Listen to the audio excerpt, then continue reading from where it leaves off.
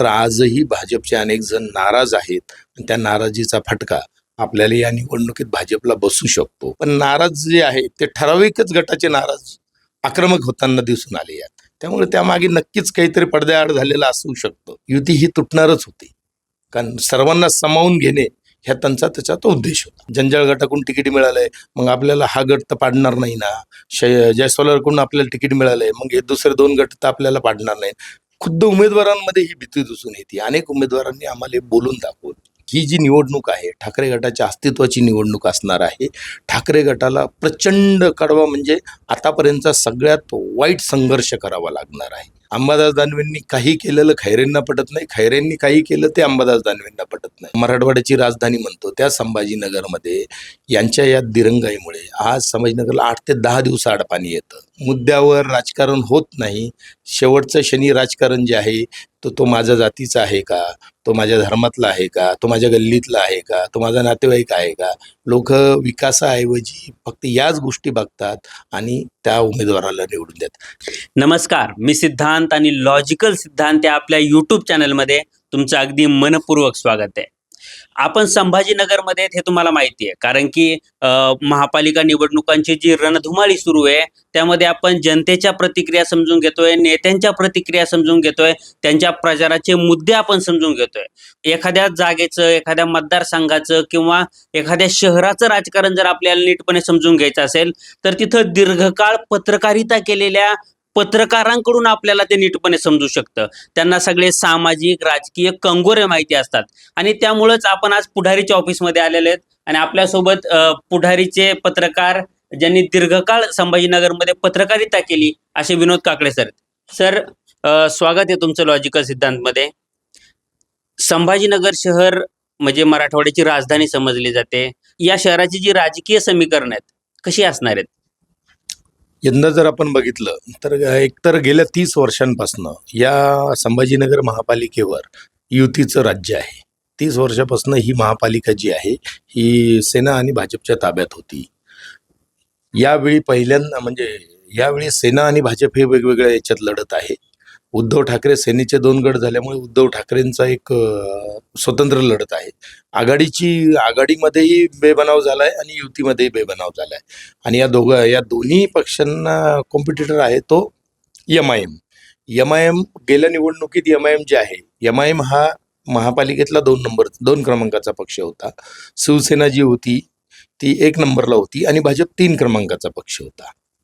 यांचं जरी सेना आणि भाजपने जरी महापौर मनपावर भगवा फडकवला असेल तर एमआयएम एक स्ट्रॉंग तिथं विरोधी पक्ष नेता होता. याही वेळी आपण जर बघितलं लक्षात येईल आपल्या की महापालिकेत उद्धव ठाकरे या ऐन निवडणुकीच्या काळात भाजपमध्ये मोठ्या प्रमाणात नाराजी आणि बंडखोरीचं हे झालेलं होतं. काही प्रमाणात भाजपने ती बंडखोरी शमवण्याचा प्रयत्न केलाय, मात्र आजही भाजपचे अनेक जण नाराज आहेत. त्या नाराजीचा फटका आपल्याला या निवडणुकीत भाजपला बसू शकतो. शिवसेनेने एक म्हणजे शिंदेसेनेने जे आहे, शिंदेसेनेचे जवळपास 40 ते 50 जणांनाच त्यांनी उमेदवार त्यांनी युती होणार या अँगलने उमेदवारांना हे करून ठेवलं होतं की तुम्ही तयारीला लागा. मात्र भाजपने काय केलं होतं की प्रत्येक वार्डात युती होणार असं सांगून सगळ्यांनाच कामाला लावलं. दुसरं म्हणजे त्यांनी काय केलं की ज्या एका प्रभागामध्ये जर 20 जण इच्छुक आहेत त्या 20 जणांना सोबत फिरा, त्यातून कुणाला तिकीट मिळेल हे आपण नंतर बघूया. पण तुम्ही प्रचाराला म्हणजे निवडणुकी आधीच हे 20 एका प्रभागातून 20 भाजपचे इच्छुक सोबत मतदारांच्या घरी जात होते आणि कमळ म्हणजे या माध्यमातून त्यांनी कमळ घरोघरी पोहोचवलं. पण जेव्हा तिकीट देण्याची वेळ आली, जेव्हा तिकीट जाहीर झाले, त्या 20 पैकी एका जणाला तिकीट मिळालं. काही ठिकाणी तर त्या 20 जणांना सोडून 21 तिकीट मिळालं. त्यामुळे हे जे 20 जण फिरलेले होते त्यामध्ये त्यांच्यामध्ये आता ती नाराजी झालेली आहे. आज जरी वर भाजपने ती नाराजी शमवली आहे, बंडखोरी शमवली असं आपल्याला दिसत असेल तरी ती खतखत जी आहे ती भाजपला सुप्त खतखत आहे आणि तिचा फटका भाजपला आपल्याला मतदानातून दिसू शकतो. सर, तुम्ही भाजपच्या खतखतीबद्दल बोललात तर भाजपच्या ऑफिस बाहेर सावेंना काय ती शिव्यांची लाखोळी वाहिलेली आपण बघितली. पेट्रोल ओतून घेताना उमेदवारांनी बघितलं. भाजप हा शिस्तीचा पक्ष, संघाची शिस्त वगैरे त्या गोष्टी ते सांगत असतात. त्यांच्याकडं अंतर्गत मतभेद असे बाहेर येत नाहीत. पण यावेळी एवढ्या प्रकर्षानं ते कसे काय बाहेर आले? एक बघितलं असेल की आपण गेल्या काही दिवसांमध्ये भाजपमध्ये जे इनकमिंग झालंय, भाजप हा खरंच शिस्तीचा पक्ष होता, परंतु तो जुन्या कार्यकर्त्यांचा. आज जे इनकमिंग भाजपमध्ये सगळ्यात मोठ्या प्रमाणात राज्यभरात म्हणजे संभाजीनगरसह राज्यभरात इनकमिंग झालंय. वेगवेगळ्या पक्षातले जे तिथे आलेत इनकमिंगमध्ये, तर या लोकांना भाजपची शिस्त माहीत नाही. हा जो गोंधळ करणारे बहुतांश जे आहेत, यात बाहेरून आलेल्या पक्षाचे लोक होते. त्यामुळे भाजपच्या शिस्तीला जो डाग लागला, म्हणजे महाराष्ट्रात सर्वात जास्त जर गोंधळ झाला असेल भाजपमध्ये, तो नाशिक आणि संभाजीनगरमध्ये आपल्याला दिसून आला. कुणी पेट्रोल ओतून घेतंय, कुणी भाजपच्या कार्यालयाचे बॅनर फाडलेत, आमदार मंत्र्यांना शिवीगाळपर्यंत, हाणामारीपर्यंत हे गेलंय. हे भाजपच्या शिस्तीला जो आहे तो खूप मोठा एक डाग लागला आहे. आणि हा फक्त बाहेरून आलेलं जे इनकमिंग आहे बाहेरच्या या लोकांमुळे तो घटना घडलेली आहे. जे गोंधळ घालणारे भाजपचे कार्यकर्ते होते त्यांचा थेट आरोप अतुल सावेंवर होता आणि भागवत कराडांवर होता. म्हणजे अतुल सावेंनी पीएला तिकीट दिलं आणि कराड हे जातीतल्या लोकांना तिकीट देतात असं ते लोक सांगत होते. तर यात कितपत तथ्य आहे? म्हणजे आपण जर बघितलं तर कराड आणि अतुल सावे जे आहेत, हे दोघं जे आहेत, फक्त हे दोघंच होते का तिकीट वाटपात? त्यांची कमिटी होती, सगळेजण होते. यामागेही त्यांचं अंतर्गत वरिष्ठ पातळीवरचं अंतर्गत राजकारण, असं आम्हाला एक वाटतं की यात मागेही त्यांचं वरिष्ठ पातळीवरचं राजकारण होतं, नेत्यांमधलं, की या दोघांनाच का टार्गेट करण्यात आलं? बाकीचे जे कमिटीत होते त्यांची नावं का नाही आली? या दोघांना शिव्या. त्यामागे येऊन असं एक चर्चा सुरू आहे की यांच्यातला जो नेत्यांमधला दुसरा गट आहे, त्या दुसऱ्या गटाने हे वातावरण बिघडून ह्या दोघांची इमेज डॅमेज करण्याचा तो प्रयत्न केला गेला. तिकीट देताना फक्त कराडांचे समर्थक आहेत किंवा सावेंचे समर्थक असं नाहीये, सगळ्यांचेच समर्थक आहेत ज्यांना तिकीट मिळालं. पण नाराज जे आहे ते ठराविकच गटाचे नाराज आक्रमक होताना दिसून आले यात. त्यामुळे त्यामागे नक्कीच काहीतरी पडद्याआड झालेला असू शकतो. म्हणजे आम्ही ज्यावेळी पुण्यातून ही गोष्ट बघत होतो किंवा तिकीट वाटपाच्या गोष्टी, युतीच्या गोष्टी बघत होतो, त्यावेळी सुरुवातीला असं वाटत होतं की भाजप आणि सेनेची युती होईल, पण ऐन वेळी फिसकटली. म्हणजे असं काय घडलं की ती फिसकटणारच होती, असंही मला काल संभाजीनगरात काही जणांनी सांगितलं. तुमचं काय मत आहे याबद्दल? कसं आहे की युती फिसकटणारच होती. सुरुवातीपासून जरी आपल्याला दाखवत होतं, चर्चा जी होती, दोन्ही पक्षांमध्ये जी युतीची चर्चा सुरू होती, त्या दोघांनाही रस दिसत नव्हता की युती व्हावीच, असं त्या दोन्ही पक्षांचं कोणी असं ठाम नव्हतं कुणाचंही. कारण की प्रत्येकाला आपल्या जर इतक्या मोठ्या प्रमाणात त्या दोन्ही पक्षांमध्ये इनकमिंग झालेलं आहे आणि जर त्यांनी युती केली असती तर 30-30, 40-40 जागा दोघांच्या वाट्याला आल्या असत्या. मग जर इतक्या लोकांना ते ॲडजस्ट करणार कुठे? त्यामुळे फक्त यांनी काय केलं, शेवटच्या क्षणापर्यंत युतीत आणली. युती होतीये, कोणी बंडखोरी होऊ नये त्यासाठी त्यांनी ते असं दाखवलं आणि शेवटच्या क्षणाला युती तोडून आता बंडखोरांना ऐनवेळी हे मिळालं नाही, संधी मिळाली नाही. त्यातून युती ही तुटणारच होती, कारण सर्वांना सामावून घेणे ह्या त्याचा तो उद्देश होता. शिंदे सेनेचा पण आपण या चर्चेत समावेश करू की शिंदे सेनेत सुद्धा अंतर्गत गटबाजी असं आम्ही ऐकलं. म्हणजे जिल्हा प्रमुख असलेल्या जंजाळांचा काहीतरी वेगळा गट आहे, ते नाराज आहेत अशी चर्चा आहे. कसं बघता या गोष्टीकडे? ही गटबाजी कशी आहे? तसं पाहिलं तर गटबाजी शिंदे सेनेत आहे. जंजाळांनी त्यांच्या समर्थकांना तिकीट मिळणार नाहीत असं लक्षात आल्यानंतर थेट जिल्हा प्रमुख पदाचा राजीनामा देण्याची भाषा केली होती. त्यांची नाराजी पालकमंत्री शिरसाटांवर होती. त्यांचं आणि जयस्वालांचं, जंजाळ आणि जयस्वालांचं चांगलं आहे असं आपल्याला एक दिसून येतं. संभाजीनगरमध्ये जयस्वाल जंजाळ यांचा एक गट दिसून येतो, दुसरा शिरसाटांचा एक गट दिसून येतो. त्यांना एकमेकांमध्ये कुरघोडी गेल्या याच्यात दिसून आले की या चर्चा वाटप, जागा वाटपात जे होते ते एकमेकांवरच कुरघोडी करताना दिसून आले. आणि गटबाजीचा त्यांनाही फटका नक्कीच बसणार आहे. कारण आज अशी चर्चा दिसून येते की ह्या गटबाजीत याचे उमेदवार निवडून येऊ नये किंवा त्याचे उमेदवार निवडून येऊ नये यासाठीही त्यांच्यातलेच काही गट सक्रिय झाल्याची उमेदवारांमध्ये एक भीती आहे की आपण आता आपल्याला जंजाळ गटाकडून तिकीट मिळालंय, मग आपल्याला हा गट तर पाडणार नाही ना, जयस्वालकडून आपल्याला तिकीट मिळालंय, मग हे दुसरे 2 गट तर आपल्याला पाडणार नाही. खुद्द उमेदवारांमध्ये ही भीती दिसून येते. अनेक उमेदवारांनी आम्हाला बोलून दाखवलं. ह्या गोष्टी ही गटबाजी हे सगळं राजकारण असताना शिवसेना फुटल्यानंतरची ही पहिली महापालिका निवडणूक आहे. तर कसं बघता उद्धव ठाकरेंचा परफॉर्मन्स कसा असेल? काय झालंय की आज ठाकरे गटाकडे आपण जर इथे संभाजीनगरमध्ये ते बघितलं तर ठाकरे गटाने जे जवळपास 90च्या वर उमेदवार दिलेले आहेत, एकही असा ज्याचा चेहरा नाही. ठाकरे गटाकडे आज चेहरा नाही आहे. उमेदवारांचा चेहरा म्हणतोय मी, नेत्यांचा नाही, उमेदवारांचा. की माझ्या या प्रभागात असा एक प्रॉमिनंट चेहरा आहे की ज्याच्या चेहऱ्यावर निवडणूक लढवल्या जातात. सर्व नवीन, नवख्या आणि दुसऱ्या तिसऱ्या फळीतल्या लोकांना उद्धव ठाकरेला उमेदवारी द्यावी लागली, कारण यांची पहिली आणि दुसरी जी फळी होती प्रभागातली, वार्डातली, ती सगळी शिंदे गटात किंवा भाजपमध्ये गेलेली आहे. त्यामुळे ही जी निवडणूक आहे ठाकरे गटाच्या अस्तित्वाची निवडणूक असणार आहे.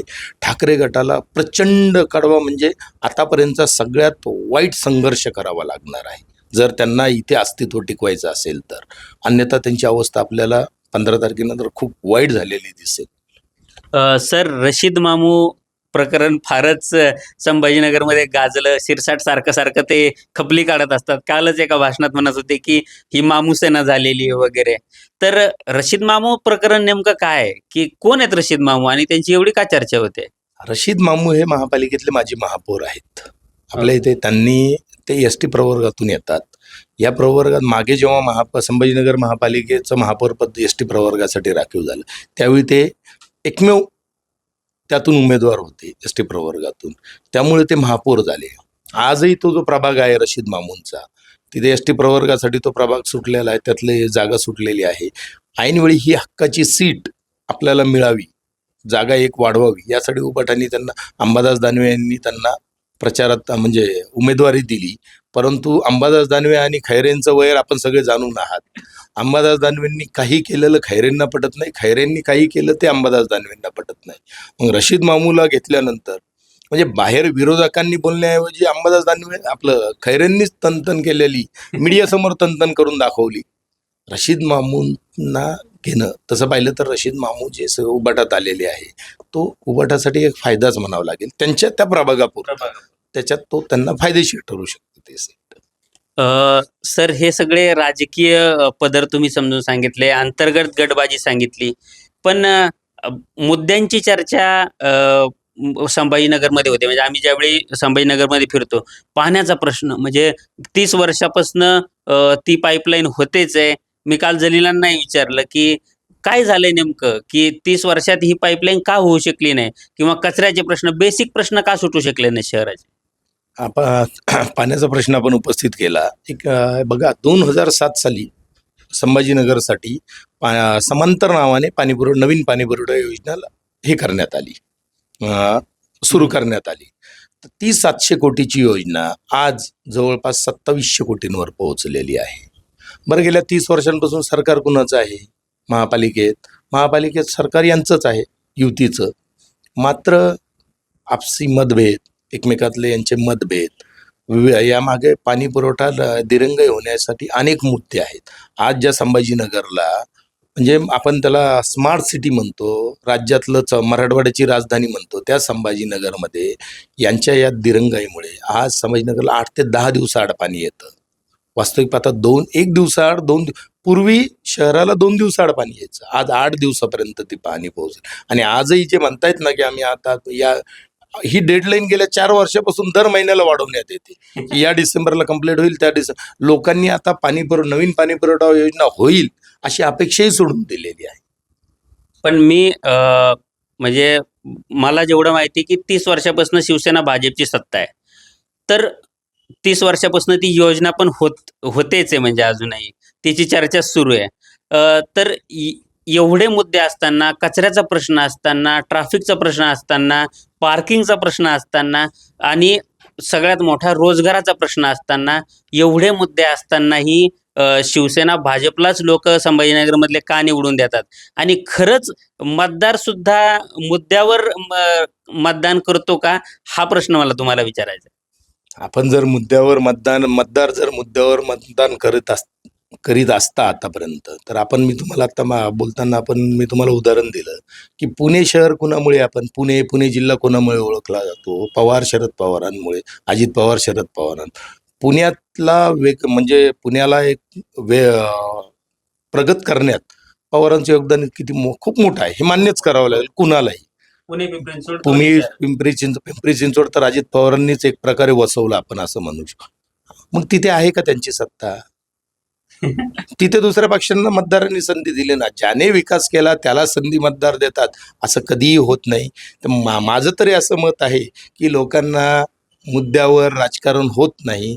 शेवटचं शनी राजकारण जे आहे तो माझ्या जातीचा आहे का, तो माझ्या धर्मातला आहे का, तो माझ्या गल्लीतला आहे का, तो माझा नातेवाईक आहे का. लोक विकासाऐवजी फक्त याच गोष्टी बघतात आणि त्या उमेदवाराला निवडून देतात. ही आताची जी गेल्या काही वर्षातली आपण निवडणूक पाहिली असेल, ही विकासावर होत नाही असं मला तरी दिसून येतं. सर, आशिया खंडातलं सर्वात वेगानं वाढणारं शहर अशी संभाजीनगरची ओळख होती एकेकाळी. तर ही ओळख पुसणी जाण्यामागं किंवा त्या यादीतनं आता आपण दुसऱ्या तिसऱ्या क्रमांकावर नाही तर बाहेरच फेकले गेलो. काय वाटतं की मराठवाड्याची राजधानी आशिया खंडातल्या सगळ्यात वेगानं वाढणाऱ्या शहरामध्ये होती आणि आता त्या यादीतच ती नाहीये, कसं बघता याकडे? मराठवाड्यात आज पूर्वी मराठवाड्यातले विलासराव देशमुख झाले, गोपीनाथराव मुंडे झाले, यासारखे मराठवाड्यातले जे नेते होते, चाकूरकर आता दिवंगत चाकूरकर आहेत, यांच्यासारखे जे नेते होते यांची केंद्रात आणि राज्यात एक वेगळी ओळख होती.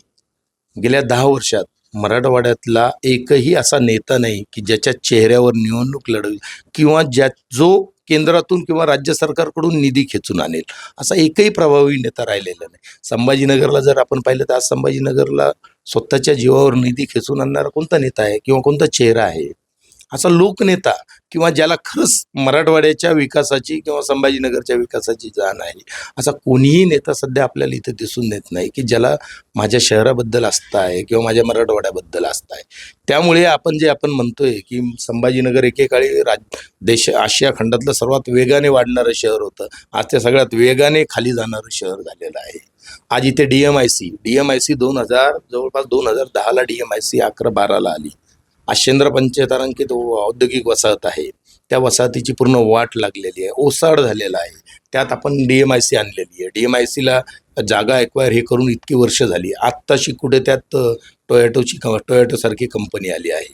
आता इथून पुढे मला वाटतंय की भाजपने एक मान्य करावं लागेल की गेल्या 3-4 वर्षांमध्ये भाजप ह्या युती सरकारने संभाजीनगरसाठी टोयोटो, DMIC मध्ये टोयोटो, अथर अशा मोठमोठ्या कंपन्या आणलेल्या आहेत. पुढच्या 2-3 वर्षांमध्ये रोजगाराच्या इथे मोठ्या प्रमाणात संधी उपलब्ध निर्माण होऊ शकतात. परंतु त्यासाठीही इथल्या स्थानिक नेत्यांनी आणखीन उरलेल्या जागेंमध्ये जर उद्योग आणले नवनवीन किंवा रोजगार निर्मिती या कंपन्यांना जर सहकार्य केलं तर ते शक्य आहे. अन्यथा आता आपण बजाज हे दुसरे जर कंपन्या बघतात, अनेक कंपन्या इथे ज्या जुन्या कंपन्या होत्या त्या इथून यांनी मोठमोठाले त्यांचे प्लॅन्ट दुसरीकडे वाढवले इथे वाढवण्याऐवजी. त्याची कारणं या नेत्यांनी शोधावी की का इथून प्लॅन्ट दुसरीकडे गेले, इथे डेव्हलपमेंट करण्याऐवजी त्यांनी दुसरीकडे प्लॅन्ट का वाढवले. ही अवस्था DMIC यांची होऊ नये त्याचंही हे लक्षात घ्यावं लागेल. हे होते विनोद काकडे सर. त्यांनी प्रदीर्घ काळ संभाजीनगरमध्ये पत्रकारिता केली आणि संभाजीनगरमधले राजकीय गटतट त्यांनी आपल्याला समजून सांगितले. पक्षांतर्गत जे गटतट आहेत ते समजून सांगितले.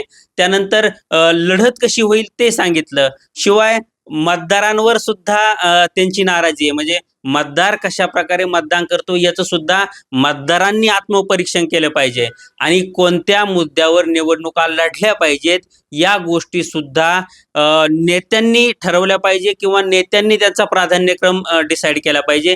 या सगळ्या गोष्टी, त्यांची खंत, त्यांचं विश्लेषण तुम्हाला नेमकं कसं वाटलं हे मला खाली कमेंट बॉक्समध्ये सांगा. व्हिडिओ आवडला असेल तर व्हिडिओला लाईक करा आणि असेच नवनवीन आणि अभ्यासपूर्ण व्हिडिओ पाहण्यासाठी लॉजिकल सिद्धांत आपल्या यूट्यूब चॅनलला सबस्क्राईब करायला विसरू नका. धन्यवाद.